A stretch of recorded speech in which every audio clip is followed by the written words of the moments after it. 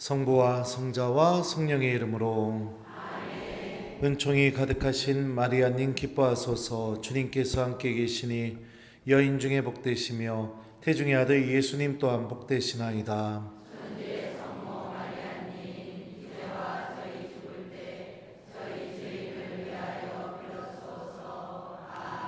성부와 성자와 성령의 이름으로. 예, 성탄이 어제였죠? 그죠? 예, 메리 크리스마스. 네, 여러분들 성탄 축하드립니다. 네, 날씨가 많이 춥네요. 근데 제가 여기 올라오면서 오늘은 별로 안 오셨겠다 이 생각하고 왔는데 너무 많이 오셔가지고 깜짝 놀랐습니다.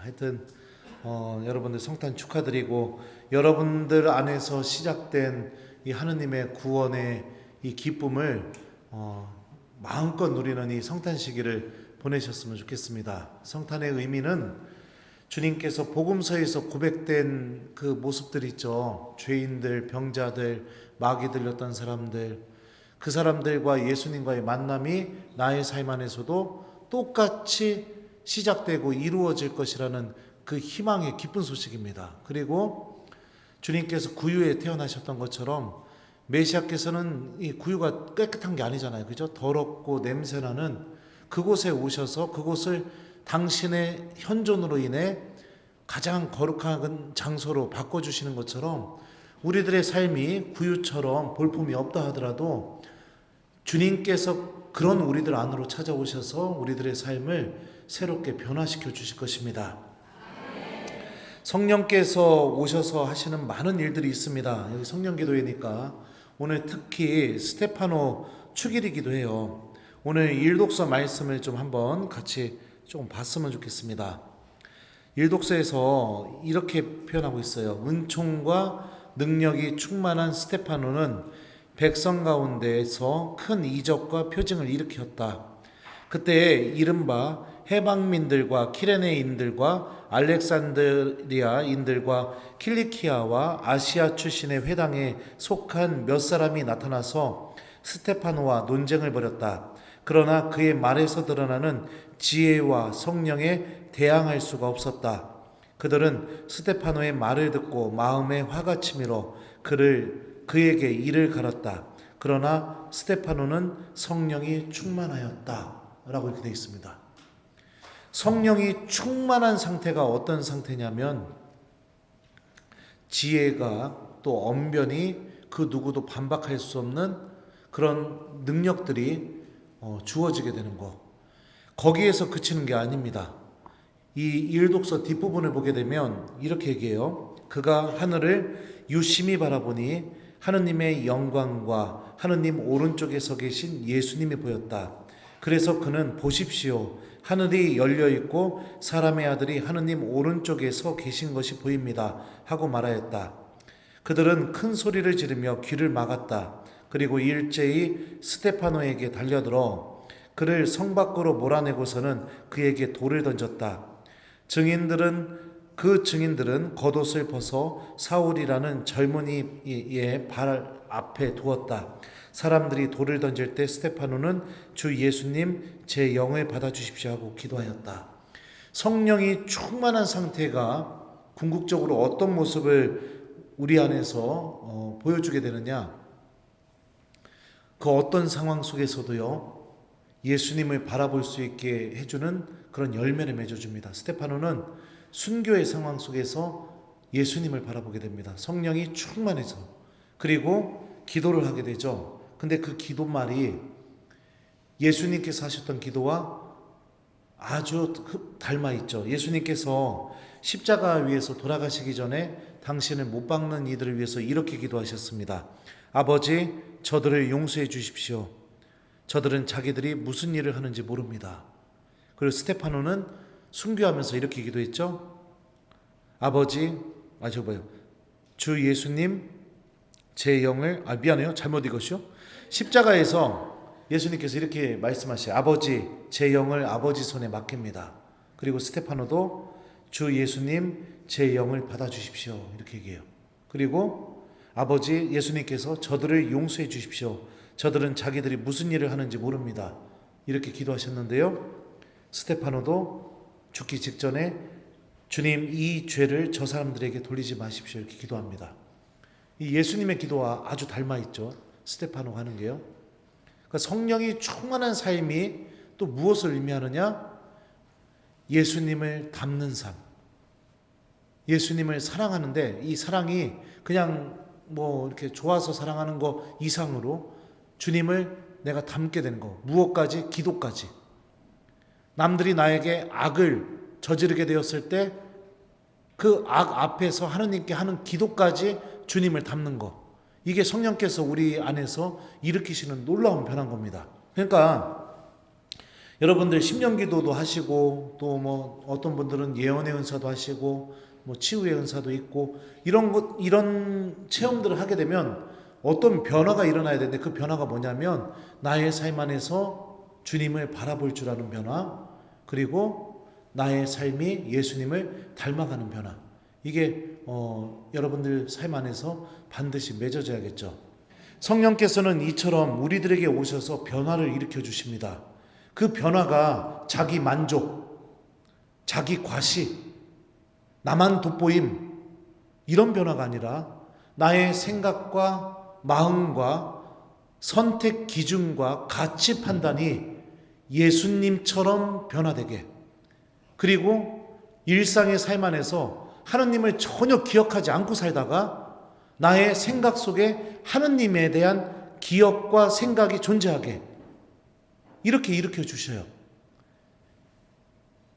잘못된 성령 세신 운동이나 잘못된 신앙생활을 하는 경우는 이 성령의 은사를 통해서 어떻게 하느냐? 자기 만족, 자기 과시, 내가 주인공이 돼야 돼요. 제가 몇 년 전인가 해외에서 그 성령대회 한다고 해가지고 저를 초대한 적이 있었었는데, 보면 어떻게 하느냐, 그 무용 율동 담당하시는 분들 있잖아요. 누가 무대 앞에 제일 가운데 정중앙에 서느냐, 이거 놓고 시기 질투가 어마어마하다고만요. 성가를 부를 때도 누가 리드하고 독창하느냐, 이거 갖고 또 시기 질투가 또 어마어마하고. 여긴 안 그러죠? 누덜푸들. 그래요. 그러면 다행입니다. 성령께서 나에게 주신 이 하느님 체험, 그리고 하느님의 영광을 드러내고 하느님께서 살아계시다는 것을 내가 증언하는 증인으로서 살아갈 수 있는 이 선물들을 어떻게 하느냐? 자기 만족, 자기 과시, 이런 용도로 사용하는 경우들이 종종 있습니다. 분명히 말씀드리지만 유혹받고 있는 겁니다. 악마는 예수님도 유혹했음을 기억하시기 바랍니다. 유혹받고 있는 거예요. 참된 변화는 바오로 사도가 고백했던 것처럼 이제는 내가 사는 것이 아니라 그리스도께서 내 안에 사십니다. 이 고백이 이루어져야 됩니다.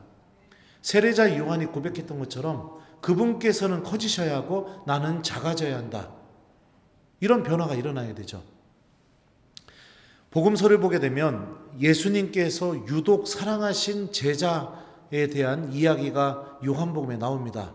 예수님께서 사랑하신 제자라고 복음서는 그렇게 전하고 있습니다. 요한 사도가 어떤 사람이었을까요? 성격이 아주 불같은 사람이었습니다. 그걸 어떻게 알 수 있느냐? 예수님께서 예루살렘으로 가시는 길에 사마리아를 지나가려고 했더니 사마리아 사람들이 길을 터주지 않는 겁니다. 그러니까 요한 사도가 뭐라고 얘기한지 아세요? 주님, 저희가 하늘에서 불을 내려서 저 사람들을 불질러 버리기를 원하십니까? 이렇게 얘기합니다. 그러니까 성격이 어마어마하게 다혈질이고 성격이 아주 불같은 그런 사람이라는 것을 그 장면을 통해서 엿볼 수 있죠. 근데 생각을 해보세요. 복음서에서 예수님께 사랑받은 제자라고 표현하고 있어요. 그런 성격이 불같은 사람이 어느 정도로 사랑을 받았느냐? 요한복음 13장을 보게 되면 이 유다의 배반 예고 장면에서 예수님이 너희들 가운데 한 사람이 나를 팔아넘길 것이다, 이렇게 배반역으로 하시자 베드로가 제자 한 명한테 눈짓으로, 손짓으로 누군지 알아보라고 시킵니다. 그리고 나서 그 제자에 대해서 요한복음 이렇게 묘사합니다. 제자 가운데 한 사람이 예수님 품에 기대어 앉아 있었는데 그는 주님께서 사랑하신 제자였다 라고 돼 있어요. 근데 여기서 예수님 품에 기대어 할 때 이 예수님 품, 가슴, 이 가슴을 의미하는 단어가 굉장히 특이한 단어가 쓰였는데 그게 사전적인 의미가 뭐냐면요, 콜포스라는 단어예요. 사전적인 의미는 자매님들의 가슴을 의미합니다. 그러니까 남자의 가슴을 의미하는 단어가 아니에요. 예수님 남자잖아요. 근데 왜 여성의 가슴을 의미하는 단어를 예수님 가슴에, 예수님 품에 라고 이렇게 표현했을까요? 여기서부터 요한 사도가 예수님께 얼마나 사랑받았는지가 드러나게 됩니다. 우리 자매님들 이상한 생각하지 마시고 한번 생각해 보세요. 여러분들은 지금까지 여러분들의 품, 여러분들의 가슴을 누구에게 허락했습니까? 네? 자녀들. 그 다음에요? 읍슈? 근데 몰라서 물어보는 거예요. 다른 문당에서 물어보니까 배우자에게도 허락했다고 그러더라고요. 그러면 자녀, 배우자, 공통분모가 사랑하는 사람이죠.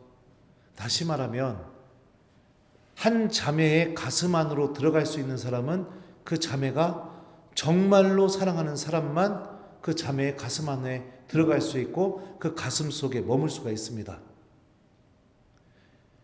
12제자 중에 요한 사도만 예수님의 가슴 안에 머물 수 있었다는 것은 그가 예수님으로부터 얼마나 특별하게 사랑받고 있는 사람이었는지를 알 수가 있어요. 근데 한번 생각해 봅시다. 이 표현은 요한복음 13장, 다시 말하면 세종례, 그러니까 최후의 만찬 이야기 때 나왔던 표현입니다. 그러니까 예수님의 순환, 예루살렘에서 순환이 시작되는 시점, 거기에서 나왔던 표현인데, 우리가 복음의 그 증언을 좀 앞으로 거슬러 올라가서 보게 되면 예수님이 이 카이사리아의 필리피 지방에 가게 되었을 때 제자들에게 물어봅니다. 사람의 아들을 누구라고들 하느냐? 그러니까 제자들이 사람들에 대한 여론을 이야기해요. 세례자 요한이라고 합니다. 또 예레미야나 아니면 또 예언자 가운데 한 분이라고 합니다. 이렇게 얘기합니다.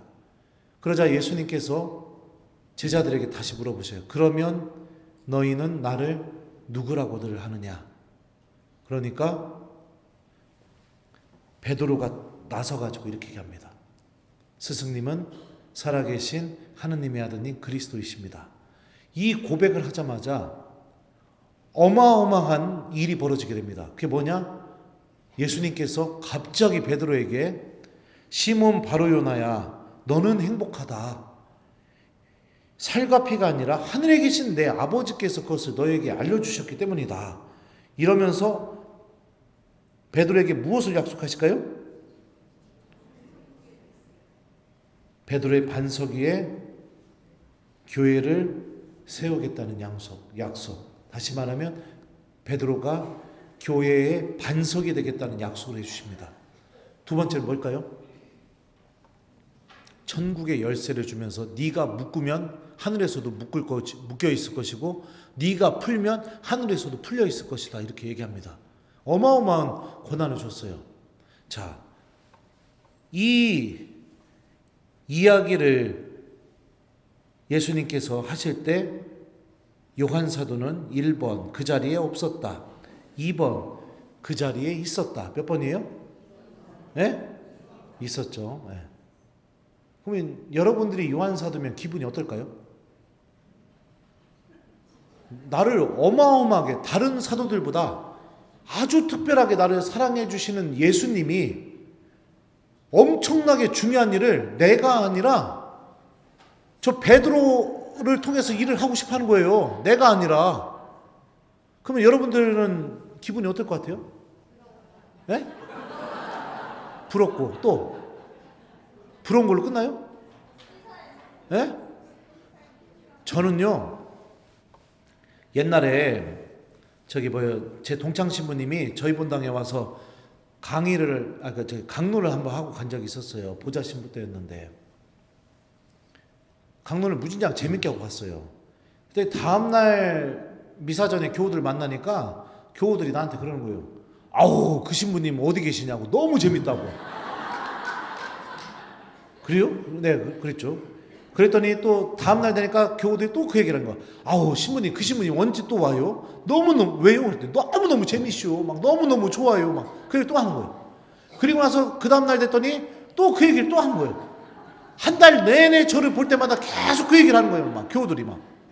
교우들은 한 번일지 모르겠지만 하여튼 저는 한 달 내내 그 소리 들었어요. 그래가지고서 막 속이 막 부글부글 하는데 갑자기 주임 신부님이 뜻하지 않게 보좌 신부님 돌아오는 주일날 교중미사 때 강론 좀 해주실 수 있어요? 갖고 예 신부님 알겠습니다 이러고선 제가 강론 딱 시작하자마자 뭐라고 한줄 알아요?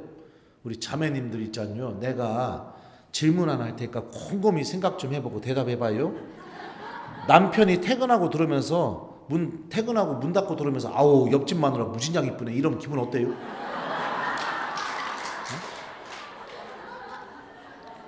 근데 이게 한 번만 한 게 아니라 다음 날도 퇴근하고 들으면서 아우 보면 볼수록 이쁘네. 그 다음 날도 와가지고 아우 진짜 이쁘네. 그 다음 날도 와갖고 아우 저 그 옆집 마누라 우리 집 좀 놀러 오라고 해봐. 막 이러면 기분이 어때요? 그랬더니 자매님들이 그러더라고요. 저 패야죠 그러더라고요. 해갖고 제가 그랬어요. 나도 그래요. 막 그랬거든요. 내가 교우들에게 사랑을 독차지하고 싶은 욕심이 있어요. 저는 우리 본당 교우들에게. 그래서 교우들이 제 앞에서 다른 신부님 얘기하면은 속이 부글부글 거려요. 저는 솔직히 그래요. 예. 다른 신부님 칭찬하면 막 속이 부글부글 거린다고요. 예. 그냥 요한 사도는 어땠을까요? 나를 사랑해주고 있고 요한 사도도 예수님에게 막 사랑받고 싶은 마음이 들었겠죠. 근데 엄청나게 중요한 일을 특별히 사랑하고 있는 나를 통해서 하시는 게 아니라 저 베드로를 통해서 한다고 하시니 요한 사도의 기분이 기쁘진 않았겠죠. 시기, 질투, 그죠? 미움, 원망, 막 이런 마음들이 막 요한 사도 안에서 부글부글 했을 겁니다. 그래서 어떤 일이 벌어지느냐? 예루살렘 올라가기 전에 자기 엄마를 데리고 와요. 성경에 나오는 얘기예요. 제 얘기가 아니라. 예루살렘 올라가기 전에 자기 엄마를 데리고 온다고요. 제가 그 장면을 읽어줄게요. 제베데오의 두 아들 야고보와 요한이 예수님께 다가와 엄마를 데리고 왔어요. 그러죠. 엄마가 인사하고 나서 그러니까 예수님이 그러죠. 부인 나에게 무엇을 바라느냐 이러니까 스승님의 나라가 올 때 제 아들 하나는 스승님 왼쪽에 아들 하나는 스승님 오른쪽에 앉게 해주십시오 이렇게 얘기합니다.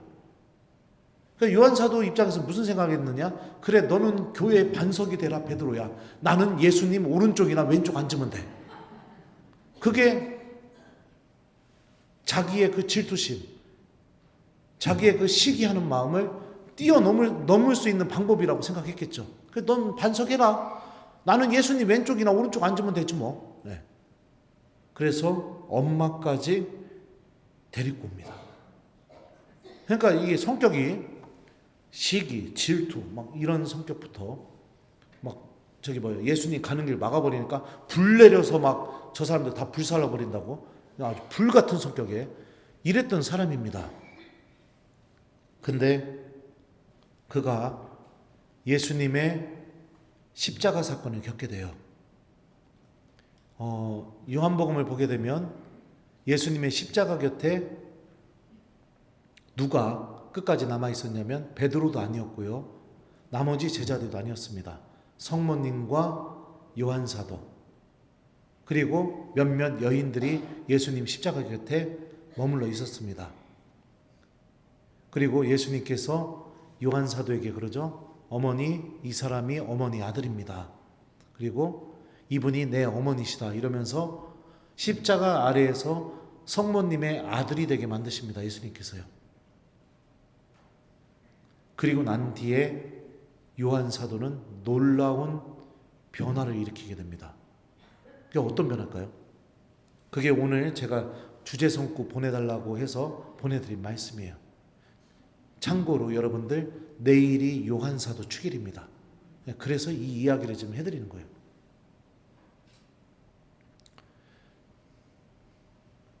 부활 당일날 예수님의 시신이 없어집니다. 그래서 마리아 막달레나가 무덤에 갔다가 예수님의 시신이 없어진 걸 확인하고 막 울면서 제자들에게 달려와요. 달려와서 얘기를 합니다. 누가 주님의 시신을 가져갔다고, 어디에 모셨는지 모르겠다고 울면서 그렇게 얘기를 하죠. 그래서 두 사람이 달리기를 시작합니다. 한 명은 베드로였고 한 명은 예수님께서 사랑하신 제자 요한 사도였습니다. 그런데 요한 사도가 베드로보다 먼저 무덤에 도착해요. 근데 참 신기한 점이 뭐냐? 안 들어갑니다. 십자가 사건 이전에 요한 사도의 모습을 보게 되면 충분히 들어가고서 먼저 확인하고도 남을 뻔했는데 안 들어가요. 베드로를 기다려요. 만약에 저였으면은 저는 베드로가 오던 말던 그냥 들어가고 다 본 다음에 다시 달려가고 돌아가는 길에서 베드로 만나면 없으니까 빨리 와, 빨리 와. 이러고서 막 제자들한테 달려가서 제가 제일 먼저 예수님 시신 정말로 없어졌다고 이 얘기를 했을 것 같아요. 근데 요한 사도는 안 들어가고 멈춥니다. 베드로를 기다려요. 왜 그랬을까요? 주님께서 베드로가 교회 반석이라고 말씀하셨으니까, 반석인 베드로가 제일 먼저 확인하는 게 중요하니까, 그리고 제자들에게 돌아가게 되었을 때 반석인 베드로의 입에서 주님의 시신이 없어졌다고 얘기가 나오는 게 중요하니까 변화가 일어난 거예요. 또 다른 장면이 있습니다. 베드로가 다른 7 제자들과 함께 물고기를 잡으러 갑니다. 부활 사건 이후에요. 이미 예수님의 발현을 몇 번이나 체험했어요. 물고기를 잡는데 밤새도록 그물을 내렸지만 한 마리도 못 잡습니다. 그리고 나서 부활하신 예수님이 물가에 나타나셔가지고 얘들아 뭘 좀 잡았느냐 이렇게 물어봐요. 그러니까 한 마리도 못 잡았습니다. 이러자 예수님께서 그물을 배 오른쪽에 던져라. 그러면 고기가 많이 잡힐 것이다. 이러고 나서 예수님 말씀대로 그물을 배 오른쪽에 던졌더니 고기가 어마어마하게 잡힙니다. 몇 마리 잡혔죠? 153마리가 잡힙니다. 근데 이 장면은 루카복음 4장인가 5장일 거예요.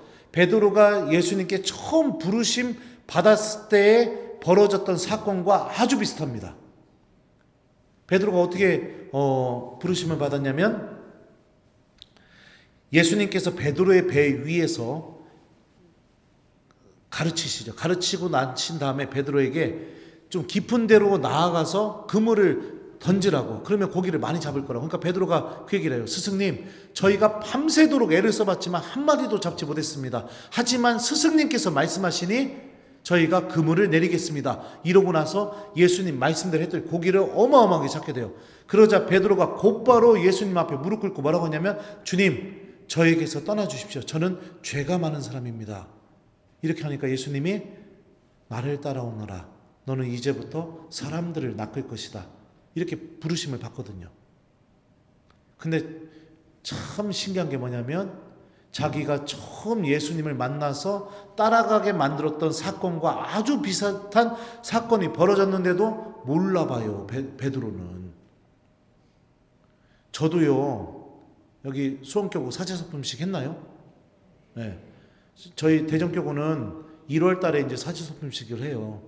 사제소품식을 가게 되면 새롭게 새 신부가 되는 그 부제님들 있잖아요. 새 신부님들 서품 받는 장면을 보면 제가 지금 19년 차인가 그래요. 20년 차인가. 나도 몇 년 차인지 정확히 모르겠네. 하여튼 19년 차일 거야 아마. 19년 전에 제가 이 새 신부들처럼 제단 앞에 엎드려서 눈물을 흘리면서 내가 무슨 기도를 했었는지, 주교님께 안수 받을 때는 마음속에서 내가 어떤 마음을 가졌었는지, 그리고 본당 신부님이 제의를 입혀줄 때 그때 벅차올랐던 마음이 무엇인지, 다음날 제 출신 본당에서 처음으로 미사를 봉헌할 때 내가 하느님께 어떤 지향을 갖고 미사를 드렸는지 이게 다 생각이 나요. 제 IQ는 참고로 92입니다. 아니 92인 나도 생각나는데 그러면 베드로는 92보다 더 하여튼 뭐 몰라요. 이런 저도 생각이 나는데 몰라봐요. 근데 그 중에 유일하게 제자들 가운데 한 명만 그 물가에 서 계신 분이 예수님이라는 걸 알아보는 사람이 있습니다. 그게 누굴까요? 요한 사도입니다. 왜요? 특별한 사랑의 관계를 예수님과 갖고 있었으니까. 원래 그렇습니다. 사랑하는 이는 목소리만 들어도 그 사람이 누군지 알아요. 그러면 만약에 제가 요한 사도였으면 어떻게 했을까? 다른 제자들 고기를 잡던 말던 신경 안 쓰고 제가 겉옷을 들고 물속에 뛰어들어서 헤엄쳐가지고 막 가서 제일 먼저 예수님을 만났을 겁니다. 만약에 제 성격이라면. 근데 요한 사도는 어떻게 하느냐? 거기서 또 멈춥니다. 그리고 베드로에게 가서 조용히 이렇게 말합니다. 주님이십니다. 베드로에게 알려준 거예요. 그래서 나머지 제자들은 물고기를 잡았고 베드로가 겉옷을 들고 물속에 뛰어들어서 예수님을 처음으로 첫 번째 사람으로 만나러 가게 됩니다. 왜 그랬을까요? 주님께서 베드로가 교회의 반석이 되기를 원하시니까. 교회의 반석인 베드로가 우리들 중에 첫 번째 사람으로 예수님을 만나는 게 중요하니까. 그리고 그 사건으로 인해서 어떤 일이 펼쳐지게 되죠? 요한의 아들 시몬아, 너는 이들이 나를 사랑하는 것보다 더 나를 사랑하느냐? 예, 주님. 제가 주님을 사랑하는 줄을 주님께서 알고 계십니다. 3번의 사랑 고백이 이루어지게 됩니다. 베드로는 반석이었지만 죄를 저질렀고 넘어졌고 결점이 있었던 사람입니다. 근데 예수님을 처음으로 첫 번째로 만나는 사람이 되게 해주셔서 요한 사도가 도와준 거죠. 용기를 내서 주님께 갈 수 있게 도와준 거죠. 그래서 주님께 사랑을 고백할 수 있게 저는 도와줬다고 생각합니다. 왜요? 나를 너무너무 사랑하시는 예수님께서 너무너무 바라시는 일이 베드로가 교회의 반석이 되는 것이니까.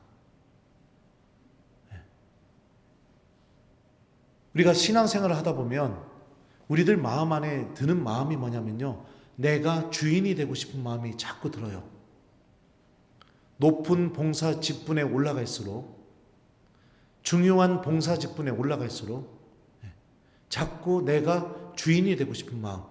그래서 내가 뭐 회장이나 뭐 아니면 부회장이나 하여튼 조금 우리가 사회적인 신앙의 눈을 벗어나서 사회적인 기준으로 봤을 때 저 사람 좀 높은 직분이네 이렇게 바라볼 수 있는 직분에 올라갈수록 우리들 마음 안에서 다가오는 큰 유혹 중에 하나가 뭐냐면 주인이 되고 싶은 마음입니다. 근데 여러분들 기억하십시오. 태초에 아담과 하와가 왜 죄를 저지르게 되었느냐? 주인이 되고 싶은 마음 때문에 죄를 저질렀어요. 성경은 그 마음을 뭐라고 불렀느냐? 하느님처럼 된다는 거예요. 하느님처럼 된다. 이 말로 얘기하고 있습니다. 내가 하느님이 된다는 것은 무엇이에요? 내가 주인이 된다는 거죠. 내 마음대로 다 할 수 있는 거죠. 모든 선악의 기준도 내가 정하는 거죠. 내가 좋으면 좋은 거고 내가 싫으면 싫은 거고, 내가 봤을 때 이거는 괜찮은 거면 괜찮은 거고 내가 봤을 때 아니면 아닌 거고 모든 결정의 기준을 다 내가 정하는 게 되는 거죠. 성경은 이 마음 안에서 모든 죄악이 시작되었고 인간의 모든 상처와 갈등이 시작됐다고 알려주고 있습니다. 이 마음이 참 신기한 게요. 직분이 높아지면 높아질수록 이 마음이 점점 커져가요. 그래서 함께 일하는 사람들도 내 뜻대로 살기를, 내가 정한 대로 움직여주길 바라요. 대화하고 토론하고 듣고 고민하고 나의 생각이 틀렸다는 것도 인정할 줄도 알고 이런 일들이 벌어져야 되는데 그게 전혀 이루어지지가 않습니다. 다 내 기준인 겁니다. 심지어 지도사제가 내가 원하는 대로 해주지 않으면 신부님도 싫은 거예요. 이제 막 주인이 되고 싶은 거니까. 근데 요한사도는 어땠느냐? 주님께서 요한사도 안에서 일으키신 놀라운 변화, 이 변화는 내가 주인이 안 된다 하더라도, 내가 작아진다 하더라도, 내가 드러나지 않는다 하더라도 하느님께서 정말로 바라시는 그 일이 잘 이루어질 수 있도록 협력하는 것, 그게 요한사도 안에 일어난 놀라운 변화인 겁니다. 예수님께서 제자들에게 처음으로 부활하셔서 나타나셔서 뭐라고 말씀하셨죠? 성령을 받아라. 너희가 누구의 죄든지 용서해주면 그가 용서를 받을 것이고 용서해주지 않으면 그대로 남아있을 것이다. 이렇게 말씀하셨어요. 저는 요한사도가 이런 변화를 겪을 수 있었던, 체험할 수 있었던 결정적인 요인이 두 가지라고 저는 생각하는데요. 첫 번째가 성령입니다. 성령께서 변화를 일으켜 주셨죠. 두 번째가 성모님이라고 저는 생각합니다. 왜요? 십자가 아래에서 성모님께 예수님을 통해 요한사도가 봉헌이 됐으니까. 그리고 참 신기한 게 뭐냐면 겁쟁이였고 오순절에 문 걸어 잠그고 벌벌 떨면서 기도하고 있었던 제자들이 성령을 받고 세상으로 나가서 예수님의 증인으로 변화될 수 있었는데요. 그때도 두 가지 요인이 작용했습니다. 첫 번째가 성령이었고요. 그리고 두 번째, 제자들은 성모님과 함께 기도하고 있었습니다.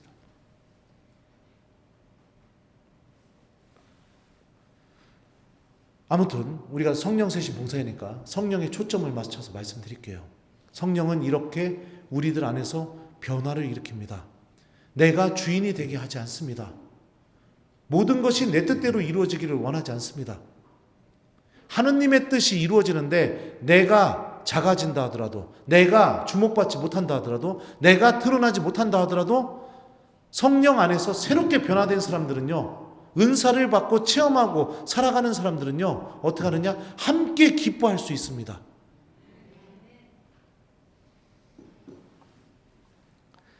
제자들의 상태를 한번 생각해 보죠.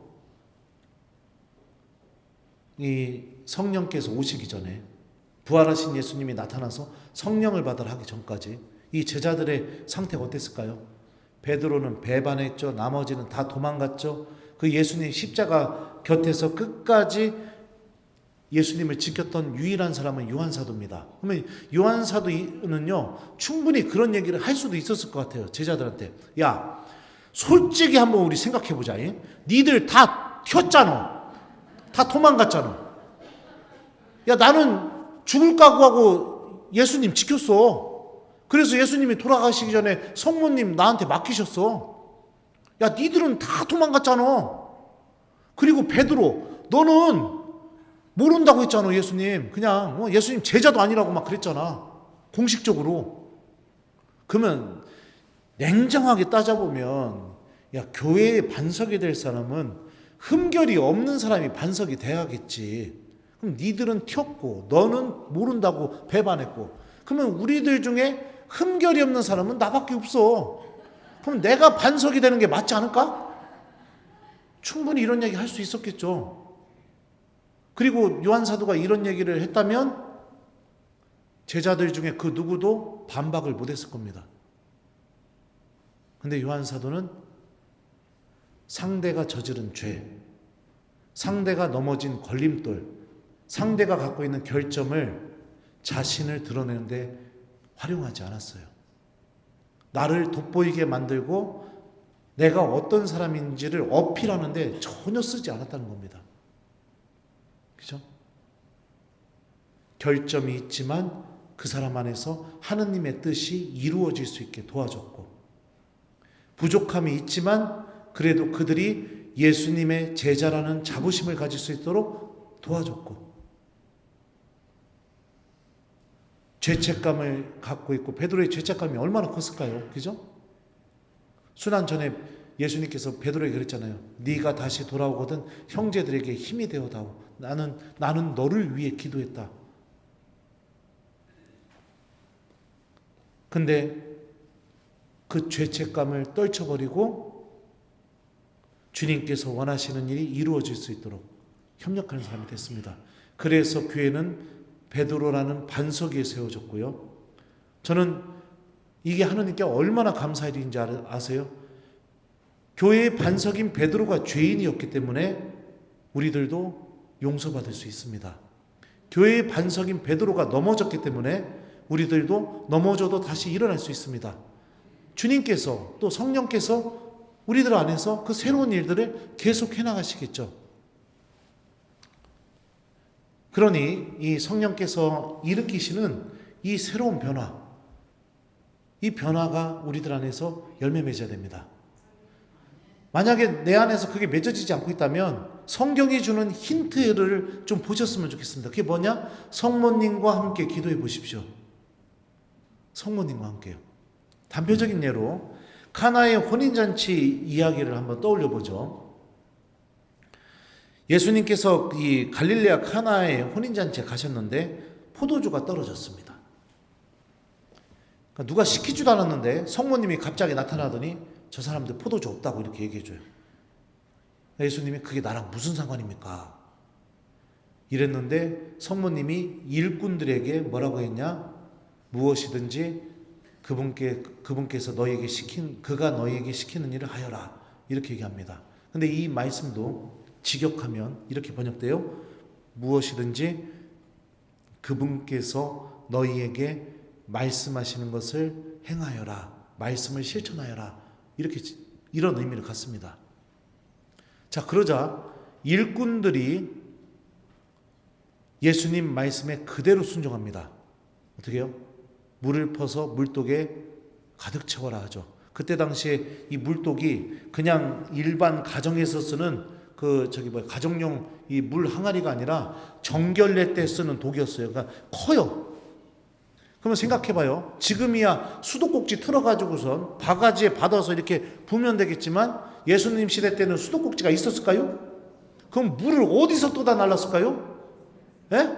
아마도 우물에서 떠다 날랐겠죠. 그 우물이 그 집에서 가까웠다면 다행이지만 멀었다면은요?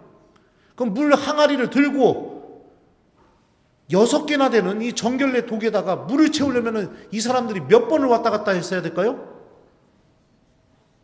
그 물을 이고선 어마어마하게 왔다 갔다 했어야겠죠. 근데 한마디도 얘기하지 않고 반기를 들지도 않고 그대로 예수님이 말씀하신 대로 시키는 대로 합니다. 그렇게 해서 독에다가 찰랑찰랑 물을 채워놨더니 예수님이 뭐라고 하느냐? 그걸 퍼서 술이라고 갖다 주어라. 그럼 여러분들은 어떤 생각이 들겠어요? 네? 자, 주교님이 본당에 오셔서 잔치가 벌어졌는데 주교님이 예를 들어서 이용훈 주교님 얘기하는 거 아닙니다. 또 주교님이 약주를 좋아하신다고 가정해보죠. 그래서 교우들하고 이렇게 식사할 때 소주를 이렇게 좀 드셨는데 이 소주가 똑 떨어진 거예요. 그래갖고 여러분들이 본당 신부님한테 가서 신부님 저기 소주가 다 떨어졌는데 어떡할까요? 그 주교님 상에 그래도 한두 병 더 올려야 될 것 같은데 어떡할까요? 제가 저기 잠깐 마트 가서 좀 사올까요? 그랬더니 신부님이 여러분들 손목을 딱 붙잡더니 자매님 빈 소주병을 다 모아주십시오. 왜 그럴까 하고 다 모아놨더니 자 여기다가 물을 퍼서 다 부으세요. 그래갖고 물을 다 담았죠. 그랬더니 그리고 나서 신부님이 여러분에게 자매님 이거 주교님 상에 빨리 갖다 올리세요. 자 그러면 여러분 어떡할 거예요? 1번 주임 신부님께서 시킨 대로 물이 든 빈 소주병을 주교님 상에 올린다. 2번, 신부님이 술이 과하셨구나. 조용히 성당 앞에 있는 마트 가서 아니면 편의점 가서 내가 한 두세 병 사온다. 몇 번이에요? 예? 몇 번이에요? 그래서 기적이 안 일어나는 거예요. 그래서 변화도 일어나지 않는 거예요. 성모님께서 가르쳐 주신 거죠. 내가 판단하고 내가 세상살이를 통해서 얻었던 이 지식으로 내가 평가하고 내가 가늠하고 하느님의 말씀은 그렇게 대하는 것이 아니라는 것을, 내가 생각하고 판단하고 평가하고 가늠하고 그 잣대를 다 내려놓고 주님께서 말씀하신 것을 행동으로 옮기게 될 때 무엇이 일어나요? 기적이 일어나죠. 어떤 기적? 물이 포도주로 변화되는 기적. 새로운 변화. 새로운 변화. 요한 사도도 새로운 변화. 스테파노도 성령이 충만하니까 변화가 일어났죠. 어떤 변화요? 예수님을 닮아가는 것. 요한 사도는 어떤 변화가 일어났어요? 내가 주인공이 아니라 주님께서 너무나 바라시는 일이 이루어질 수 있도록 협력하는 사람이 되는 변화. 일꾼들도 이 변화를 체험하게 됩니다. 말씀을 내가 그대로 받아들여서 실천했더니 물이 포도주로 바뀌게 되는 완전한 새로운 변화.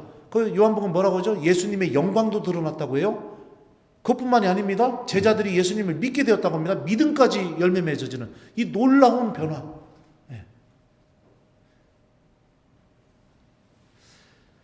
이렇게 성경을 보게 되면 하나님께서는 우리를 변화로 초대하고 계십니다. 새로운 변화로요. 그리고 성령께서 이 변화를 일으켜 주시는 그런 원동력이 되어주고 계세요. 자, 성탄의 신비가 시작되었습니다. 여러분들 생각해 보십시오. 매년 찾아오는 하나의 기념일 같은 수준으로 이 성탄의 신비를 그냥 한번 대하고 그리고 나서 외면하시겠습니까? 그렇지 않으려면 내 안에서도 변화가 일어나야 됩니다. 성모님 안에서 힌트를 좀 얻으셨으면 좋겠어요. 말씀을 그대로 실천할 줄 아는 믿음. 우리가 그 믿음을 소유하게 될 때 아마도 요한 사도도 성모님을 어머니로 모시게 됐으니까 성모님한테 가르침을 받았겠죠. 성경은 얘기하지는 않고 있지만. 그렇게 될 때 어떤 일이 벌어지냐? 성령께서 오셔서 우리가 말씀이 이루어지기를 바라는 이 성모님의 믿음을 소유하게 될 때 성령께서 오셔서 우리들 안에서 우리들을 통해 하나님의 영광을 잘 드러낼 수 있는 새로운 변화가 일어나게 되겠죠. 그리고 나의 말과 행동은 더 이상 시기, 질투 때문에 이웃에게 상처 주고 깎아내리고 나밖에 모르고 그런 도구로 쓰이는 게 아니라 이웃이 주님과 화해하게 되는 열매가 맺어지게 되고 이웃이 바라보지 못했던 하느님 나라를 바라보게 하는 그런 도구가 되게 되고 이웃이 절망에서 희망을 갖고 일어날 수 있게 해주는 그런 도구로 바뀌게 되겠죠. 또 생각해 봅시다. 성령께서 제자들에게 오셔서 첫 번째로 하셨던 일이 뭘까요? 첫 번째로 하셨던 일. 신령한 언어로 막 이야기를 하게 만드셨잖아요. 그죠? 하느님 체험을 하게 해주셨잖아요. 여러분들도 신령한 언어로 이렇게 말할 수 있는 분들 이 자리에 계실 거라고 생각합니다. 자, 이 은사 체험을 한 뒤에 두 번째로 제자들 안에서 일으키셨던 변화가 뭘까요? 네? 밖으로 뛰쳐나가 복음을 전하는 변화가 일어나게 됩니다. 기도하는 삶에서 성령의 도우심과 함께 복음을 선포하고 전하는 삶으로 바뀌게 되는 거죠.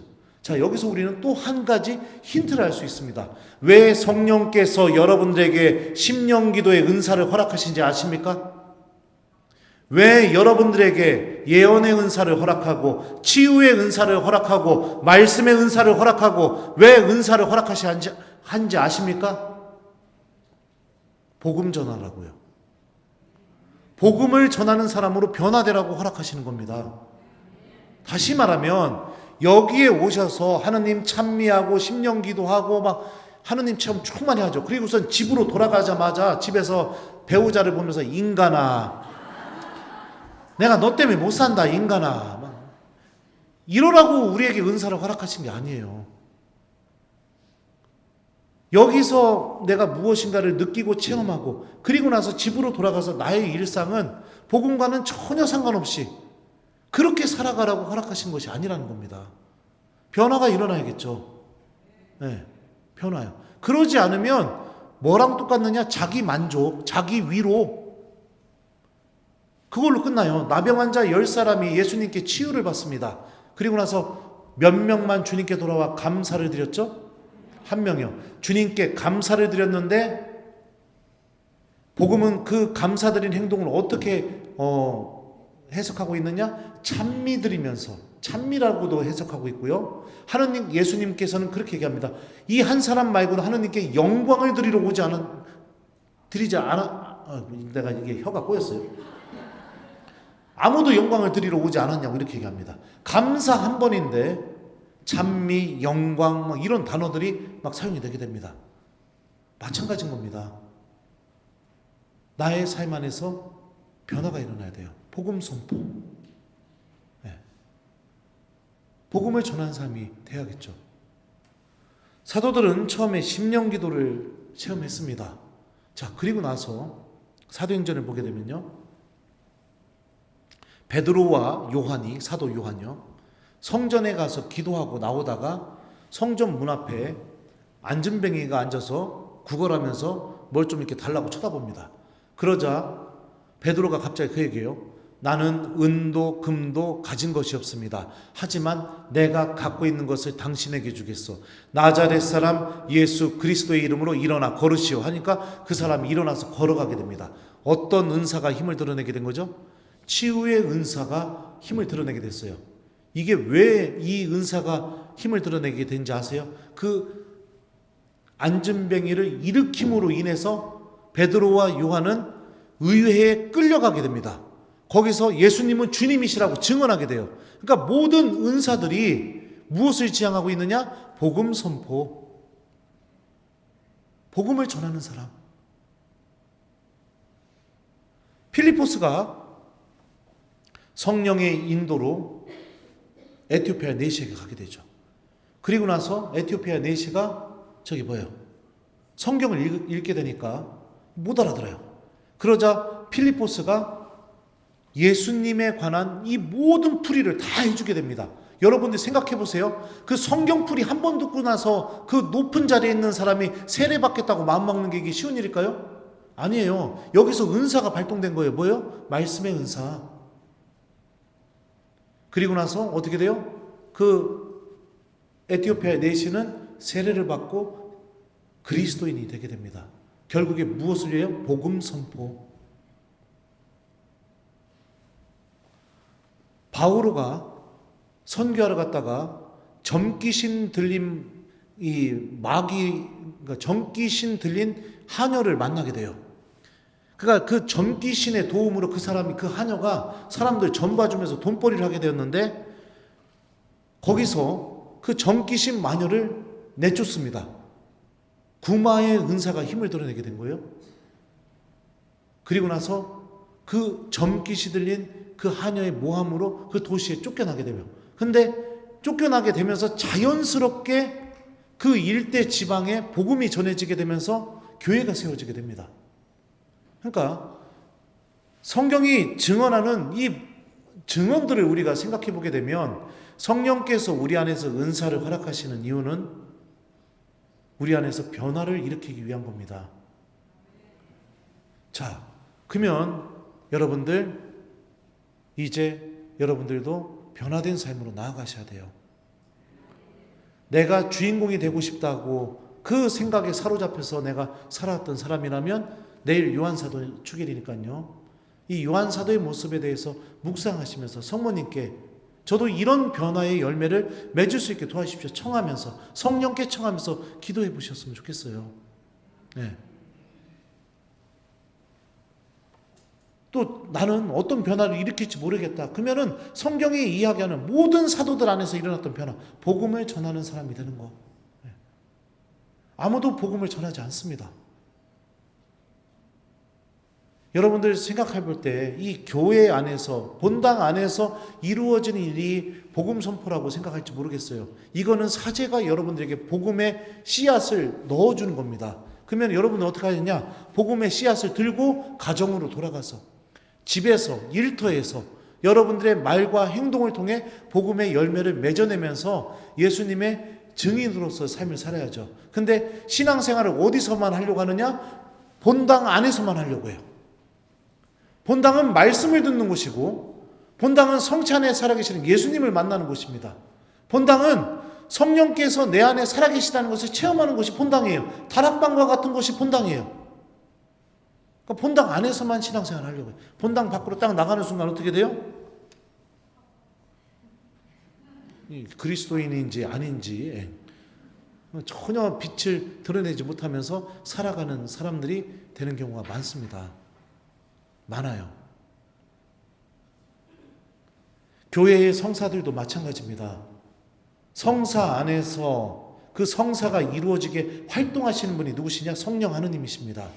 세례 성사도, 성체 성사도, 고해 성사도, 병자 성사도, 혼인 성사도. 다시 말하면 성사를 체험하면 체험할수록 내 안에서 변화가 일어나야 돼요. 이게 성령께서 하시는 중요한 일들인 것이죠. 자, 그러니 성경은 힌트를 줘요. 성모님께 도움을 청해봐라. 성모님 안에서 내가 이 하느님의 은총을 향해 걸어나가는 사람이 되라. 이게 성경이 우리에게 주고 있는 힌트죠. 자, 또 한 가지를 이렇게 말씀드리고 싶은데요. 우리 안에서 일어나야 되는 또 다른 변화. 이 고린토 2서를 읽어보게 되면 바오로 사도가 고린토 교회가 어떤 교회냐면 바오로가 세운 교회예요. 근데 이 사람들이 이제 그 패싸움을 해가지고, 패싸움이라고 하기보다 끼리끼리 이제 그룹이 만들어져 가지고 자기들끼리 막 이렇게 분열이 일어나게 된 거예요. 그러니까 예를 들면 본당 신부님파, 수녀님파, 총회장파, 뭐 성가대 지휘자파, 또 성령기도의 회장파, 막 이렇게 끼리끼리 이렇게 패가 다 갈리게 된 거예요. 그래서 사랑을 회복하라고 쓴 편지가 고린토 1서입니다. 그리고 난 뒤에 고린토 교회가 어떻게 됐느냐? 거짓 예언자들이 고린토 교회에 돌아가지고선 바오로가 사도가 아니라고 막 이렇게 얘기하기 시작하게 됩니다. 이 소식이 전해지게 되어서 바오로가 고린토 교회를 직접 방문을 해요. 자기가 세운 교회에 방문을 했는데 어떤 일이 벌어졌느냐? 쫓겨나요. 그러니까 그 거짓 예언자들, 거짓 사도들에게 속은 교우들이 바울한테 얘기해요. 너 사도 아니라며, 나가. 이러고서 바울을 쫓아내요. 그리고 나서 다시 거기를 가보려고 했다가 이것도 무산이 돼가지고 돌아오게 됩니다. 그리고선 눈물을 흘리면서 편지를 써가지고 티토에게 전해줘요. 티토가 그 편지를 들고 고린토에 방문해요. 그 편지는 지금 전해지지 않고 있습니다. 갔더니 사람들이 회개를 한 거예요. 그러니까 여러분들 지금처럼 편지 한 통이 가는데 와 하루 이틀 걸리는 거 아니에요. 옛날에는 어떻게 배 타고 걷고 막 그러니까 몇 달이 걸립니다. 그리고서 고린토 교회 신자들이 그때 바오로 내쫓았던 사람들을 축출하고 바오로가 다시 돌아왔으면 좋겠다 이렇게 청합니다. 그래서 기뻐서 쓴 편지가 뭐냐? 고린토 2서입니다. 티토를 통해서 전해 듣고 거기에 보면 질그릇에 담긴 이 보물 이야기가 나와요. 제가 그 부분을 좀 읽어드릴게요. 우리는 이 보물을 질그릇 속에 지니고 있습니다. 그 엄청난 힘은 하느님의 것으로 우리에게서 나오는 힘이 아님을 보여주려는 것입니다. 우리는 온갖 환난을 겪어도 억눌리지 않고 난간에 부딪혀도 절망하지 않으며 박해를 받아도 버림받지 않고 맞아 쓰러져도 멸망하지 않습니다. 우리는 언제나 예수님의 죽음을 몸에 짊어지고 다닙니다. 우리 몸에서 예수님의 생명도 드러나게 하려는 것입니다. 이렇게 바오르가 고린도 신자들에게 얘기하는데, 왜 이런 표현을 쓰게 되느냐? 여기서 질그릇은 누구를 의미하느냐? 바오르 자신을 의미합니다. 인간적인 눈으로 봤을 때 바오르는 질그릇 같은 사람이죠. 질그릇은 진흙으로 만든 그릇이에요. 보물을 담는데 어울리지 않는 그릇이에요. 다시 말하면 교회의 박해자가 사도라는 직분을 받는 것은 어울리지 않는 거예요. 여기서 보물은 사도직을 의미합니다. 근데 하느님은 어떤 분이시냐? 교회의 박해자라는 이 결점을 갖고 있는 이에게 그 사람에게 전혀 어울리지 않는 사도직이라는 직분을 담아 놓으시는 분이세요. 그래서 믿음이 없는 사람이 볼 때는 질그릇만 보여요. 질그릇 안에 담겨있는 보물이 눈에 안 보여요. 믿음이 없는 사람들은. 그래서 어떻게 하느냐? 어떤 사람이 회장이 되거나 어떤 사람이 여기는 우리 대전교구는 구역장, 총구역장이라고 하는데 여기는 뭐라고 부르나 모르겠네. 소공동체 위원장? 되거나 이러면 어떤 일이 벌어지냐? 믿음이 없는 사람들의 눈에는 신부님이 어떻게 저런 사람을? 야, 말이 안 되네. 이렇게 되는 거예요. 주님이 그 사람 안에 담아놓으신 보물이 눈에 안 보이니까 깎아내리고 험담하고 안 도와주고 막 이럽니다. 우리가 또 하나 간직해야 될 중요한 변화 중에 하나가 뭐냐면, 질그릇만 보는 사람이 되지 말고 질그릇 안에 하느님께서 담아놓으신 보물을 볼 수 있는 사람이 돼야 돼요. 그러지 않으면 하느님의 일을 하고 있다고 봉사하면서도 끊임없이 입에서 불평, 불만, 비교, 깎아내림 이런 게 막 쏟아져 나옵니다. 이게 시작되기 시작하면은요, 악은요 너무나 쉽게, 에베소서 6장인가요? 거기 보면 그렇게 나와요. 악마에게 틈을 주지 마십시오. 여러분들의 입에서 어떠한 나쁜 말도 나와서는 안 됩니다. 이렇게 얘기합니다. 악마에게 틈을 벌어주는 게 뭐냐? 험담이에요. 시기, 질투 때문에 쏟아내는 말이에요. 그 벌어진 틈으로 악마는 들어와서 무엇을 원하느냐? 주인이 되고 싶은 마음을 심어놔요. 내가 주인이 되고 싶은 마음.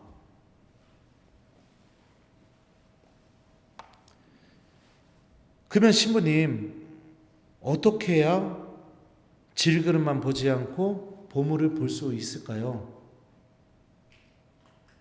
여러분들, 기도하는 삶입니다. 기도하는 삶은 주님을 사랑하게 만들어줘요. 주님을 사랑하게 되면 보이지 않는 보물이 보이기 시작하게 됩니다.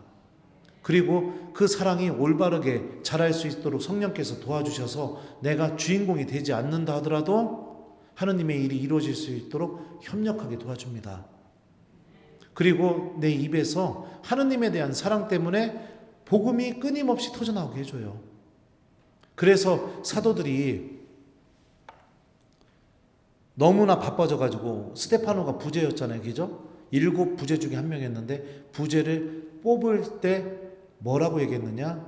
자기들이 하는 일은 다 그만두겠다고 했습니다. 사도들이. 그리고 우리는 무엇만 한다고 했어요? 기도와 말씀 봉사만 전념하겠다고 얘기합니다. 그러니까 무엇이 우리를 변화시키고 무엇이 성령의 은사를 체험해서 올바른 열매를 맺어낼 수 있는지 사도들은 알고 있었던 거예요. 너무너무 바빠서 다 할 수 없을 때 최종적으로 선택했던 거, 기도와 말씀 봉사. 그죠? 더군다나 이 말씀 봉사는 뭐예요? 성모님의 믿음이죠. 기도는 우리가 성령 안에서 하느님과 함께하는 시간을 마련하는 것이죠. 기도와 말씀. 이게 우리를 변화의 길로 인도해 줄 것이고, 지금까지 쭉 얘기했던 사도들 안에 일어난 많은 변화들, 이 변화의 열매를 맺을 수 있게 도와줄 거예요. 특히 그 성탄 전에 여러분들 즈카리아와 엘리사벳 이야기가 나오게 됩니다. 즈카리아는 사제였어요. 그죠? 성전 안에 들어가서 분향도 할 수 있는 그런 아주 높은 지위에 있는 사제였었습니다. 사제면은 여러분들 기도하는 사람이었을까요? 안 하는 사람이었을까요? 기도도 하는 사람이었겠죠. 봉사도 하는 사람이었었고 사람들에게 존경도 받는 사람이었겠죠. 근데 그가 가브리엘 천사를 만나게 되었고 가브리엘 천사가 전한 세례자 요한의 탄생 예고, 그러니까 주님께서 전하신 하느님 말씀, 이 말씀을 어떻게 하느냐? 불신해요. 믿음으로 받아들이지 않아요. 그러자 하느님께서 즈카리아를 어떻게 하셨죠? 벙어리가 되게 하셨어요. 얼마 동안요? 애가 임신해서 태어나는데 얼마나 걸려요? 우리 자매님들? 예? 10달이요? 네, 그럼 10개월 동안 벙어리가 되게 하셨어요. 자, 근데 참 신기한 게 뭐냐? 세례자 요한이 태어나게 됐을 때, 아기의 할례식 때 사람들이 세례자 요한의 이름을 즈카리아라고 지으려고 합니다. 이거는 관습이었어요. 그때 당시에 관습대로 하려고 했어요. 그러니까 엘리사벳이 뭐라고 하느냐? 요한이라고 해야 된다고 합니다. 엘리사벳은 자신에게 벌어진 이 일에 대해서 명쾌하게 설명을 듣지 못했을 겁니다. 왜냐하면 남편이 벙어리가 돼버렸으니까. 벙어리가 돼서 집에 왔으니까. 그러면 어떻게 아이의 이름을 요한이라고 지어야 된다고 확고하게 믿음을 소유할 수 있었을까요? 이 엘리사벳에 대한, 임신 후에 엘리사벳에 대한 루카복음의 묘사를 보게 되면 이런 표현이 하나 있습니다. 6달 동안 숨어 지내며 이렇게 말하였다. 내가 사람들 사이에서 겪어야 할 치욕을 주님께서 굽어보셨구나. 이렇게 말했다고요. 6달 동안 사람들의 시선에서 벗어나 오로지 혼자 있는 시간을 마련한 거예요. 다시 말하면 6달 동안 사람들의 시선에서 벗어나서 오로지 하느님의 시선 안에 머무는 시간을 통해 자신에게 일어난 하느님의 뜻과 신비가 무엇인지를 깨닫게 된 거죠. 그리고 6달 후에 누가 찾아와요? 성모님이 찾아오죠. 성령께서 임하시죠. 그리고 나서 세례자 요한이 뱃속에서 막 뛰어놀아요. 나는 애가 뱃속에서 뛰어노는 느낌이 뭔지는 몰라요. 아무튼 그리고 나서 행복선언을 성모님께 막 하게 됩니다. 이게 엘리사벳이 한 게 아니에요. 성령께서 엘리사벳을 통해서 하신 말씀이죠. 그러면서 더 확고하게 깨달았겠죠. 자기에게 일어난 이 놀라운 일이 하느님의 뜻이 무엇인지를. 그러니까 믿음이 생기게 된 거죠. 그래서 아이의 이름을 요한이라고 해야 된다고 우겨요. 그러니까 사람들이 즈카리아에게 어떻게 하겠냐고 손짓하니까 글 쓰는 판에다가 뭐라고 쓰느냐면 요한이라고 씁니다. 즈카리아도 뭐가 생기게 된 걸까요? 믿음이 생기게 된 거예요. 믿음이요. 무엇을 통해서? 침묵을 통해서. 하느님께서 마련하신 침묵이라는 10달, 10개월간의 이 침묵이라는 시간을 통해 믿음이 생기게 된 거예요. 자, 보죠. 이 부부가 하느님의 뜻을 알아듣고 주님의 뜻에 순종하고 변화가 일어나게 됐죠. 그리고 하느님께 대한 확고한 믿음을 소유하게 된 게 뭐예요? 침묵과 사람들의 시선에서 벗어나 하느님의 시선 안에 머무는 시간. 이 두 가지를 통해서 이 부부가 변화를 체험했고 성령께서 임하셨고, 그죠? 그리고 믿음을 회복했습니다. 침묵, 하느님의 시선 안에 머무는 시간, 이 두 가지. 그래서 지금 어떤 기도해야 되는지 제가 지금 알려주고 싶은 거예요. 어떤 기도가 정말 이 두 가지를 함께 할 수 있을까요? 침묵을 지키면서 오로지 예수님의 시선 안에 머무는 시간을 마련하는 거. 뭐예요? 성체조배. 성체조배는 여러분들 믿음이 자라게 해주고요. 성체조배는 하느님의 뜻이 무엇인지를 깨닫게 해주고요. 성체조배는 성령께서 내 안에 오실 수 있도록 잘 준비시켜 주는 힘을 갖고 있고요. 성체조배는 하느님에 대한 사랑이 자라게 돼 있어요. 왜냐? 생각해봐요. 성체조배는 예수님과 내가 단둘이 만나는 시간이잖아요. 침묵 안에서. 여러분들 생각해봐요. 누군가를 내가 계속 자주 단둘이 따로 계속 만난다고 생각해봐요. 그러면 그 사람과 어떤 일이 벌어지게 될까요? 친해지죠. 그리고 계속 단둘이 또 만나면 어떤 일이 벌어져요? 그 사람 좋아하게 돼요. 그죠? 그리고 나서 계속 단둘이 만나게 되면 그 사람 좋아하니까 그 사람하고 이것저것 일도 많이 하게 되고 제일 먼저 생각도 나게 되고 그래요. 그러다 어느 날 깨달아요. 내가 그 사람 사랑하고 있다는 거. 그리고선 그 사람과 떨어질 수가 없게 돼요. 계속 같이 있고 싶어요. 사랑이 점점 자라죠. 그리고 나서 계속 사랑하게 되면 어떤 일이 벌어지나요? 몰라요? 사랑 안 해봤슈? 몰라요? 에? 어떤 일이 벌어져요 그러면?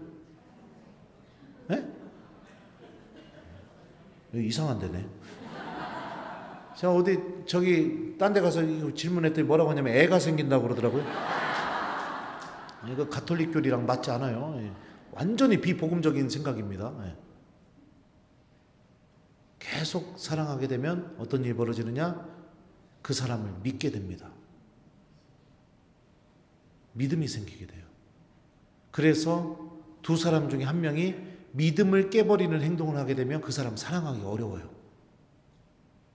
그냥 다른 실수를 저지르면 용서가 되고 다시 사랑할 수 있고 다시 믿을 수가 있는데 믿음을 깨버리는 행동을 해버리게 되면 단 한 번의 행동일지 모르겠지만 한 번만이라도 믿음을 깨는 행동을 하면 그 사람 사랑하기 어려워진다고요. 믿음은 사랑이 최종적으로 맺어내는 열매이기 때문에 그렇습니다. 성체조배도 마찬가지예요. 하나님이 좋아지게 돼요. 계속 하다 보면. 그러다 보면 막 사랑하게 돼요. 그러다 보면 어떻게 돼요? 믿음이 막 생기게 돼요. 자, 우리 안에서 성령께서 일으키시는 이 새로운 변화를 체험하기 위해서 성체조배, 저는 적극 권장합니다.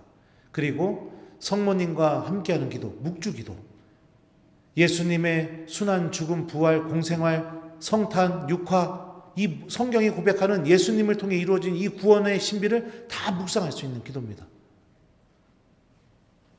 묵주기도와 성체조배, 그리고 주님의 말씀을 기억하고 이 말씀이 나에게 이루어질 수 있도록 내가 협력하는 삶, 이 세 가지, 이 세 가지를 실천하게 될 때 성령은 더욱더 우리 안에서 놀라운 힘을 드러내시면서 우리가 하나님을 정말 탁월하게 사랑할 수 있도록, 하나님을 정말로 증언하는 증인이 될 수 있도록, 주님의 말씀이 우리 안에서 가장 탁월하게 열매 맺을 수 있도록 우리들을 변화시키고 바꿔놓고 그런 놀라운 일들이 우리 안에서 일어나게 될 겁니다.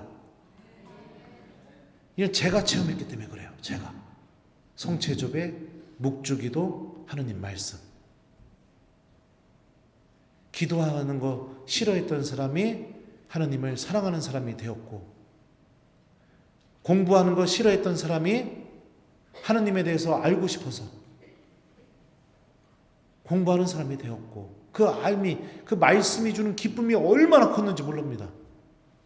그리고 인색하고 저밖에 모르고 욕심 많고 그랬던 사람이 주님 말씀 때문에 갖고 있는 거 내어놓게 만들고, 무릎도 꿇기, 저 교우들 앞에서 무릎도 꿇어봤어요. 냉담자 앞에서. 하느님 말씀 때문에, 그 말씀 때문에 무릎도 꿇고. 옛날에는 노트에다가 상처 준 사람들 날짜, 이름, 세례명, 그 다음에 상처 준 내용이라고 다 적어놨었습니다. 신학생 때.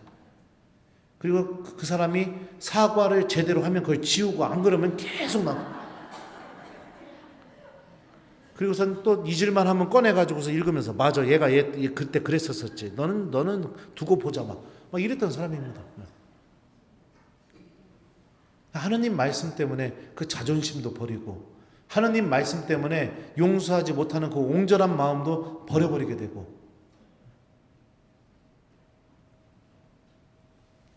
아무튼 그렇게 변화가 일어나게 되죠. 성령께서 내 안에서 활동하고 계시다는 것을 체험하게 됩니다.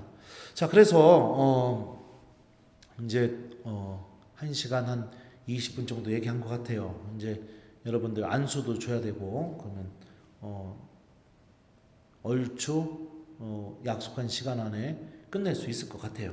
자, 그래서 여러분들 지금까지 우리가 내일이 요한사도라서 요한사도도 좀 봤지만, 이 성령께서 일으키시는 변화들, 이 변화들에 대해서 이렇게 뭐 스테파노도 봤고 요한사도도 봤고, 그죠? 그다음에 또 누구 내가 누구 얘기해 줬죠? 네, 즉가리아 엘리사벳 얘기도 해줬고, 그렇죠. 네. 하여튼 이런 변화들을 이렇게 좀 봤습니다. 사도들이 또 성령 체험을 하고 나서 사도들 안에서 일어난 변화가 무엇인지, 그러니까 복음 선포, 그죠? 그다음에 하느님의 뜻이 이루어지는데 협력하는 열매가 맺어지는 거, 그다음에 또 질그릇만 보는 게 아니라 보물을 볼 줄 아는 변화, 그죠? 그리고 또 저기 뭡니까? 예수님을 닮는 기도까지도, 이 마음속까지도 닮아가는 이 스테파노의 모습, 그죠? 이런 것들을 좀 이렇게 함께 살펴봤어요. 자, 성탄의 신비가 우리에게 시작됐습니다. 여러분들 이제 예수님의 성탄과 함께 새롭게 시작되는 2026년도 정말로 성령의 도우심 안에서, 또 성모님의 도우심 안에서 여러분들 사도들에게 일어났던 변화가 여러분들 안에서도 일어나면서 좋은 땅에 뿌려진 씨앗처럼 30배, 60배, 100배의 열매를 맺어내는, 이 성령의 열매들을 맺어내는 2026년도가 됐으면 좋겠어요. 그리고 부족한 점이 있다면 여러분들 주님께 다 봉헌하시고 맡기시면 돼요. 네. 목자들도 준비가 안 된 상태로 처음으로 이 아기 예수님께 초대받았었습니다. 우리에게 필요한 것은 내가 뭔가를 준비하는 사람이 되려고 하는 게 아니라 주님께서 나를 부르실 때 모든 것을 주님께 맡기고 달려갈 줄 아는 용기만 있으면 됩니다.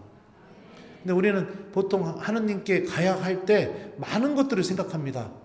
학원 가야 되는데, 아니면 또 뭐 어디 가야 되는데, 카페에서 만나서 얘기하기로 했는데, 바쁜데, 여러 가지 생각들이 있어요. 근데 그런 것들도 좀 다 주님께 맡기고 일어나서 주님께 갈 줄 아는 용기, 하느님 자비의 힘을 믿고 주님께 다가갈 줄 아는 용기, 이 용기로 여러분들 주님께 다가가서 믿음을 회복하고 사랑을 회복하고, 그래서 성령께서 맺어주시는 열매를 잘 맺어낸다면 정말로 이 성탄의 신비를 내년에 새롭게 시작되는 한 해 내내 기쁘게 잘 살아갈 수 있는 우리 성령 세신 봉사의 교우 여러분들이 되실 거라고 저는 확신합니다.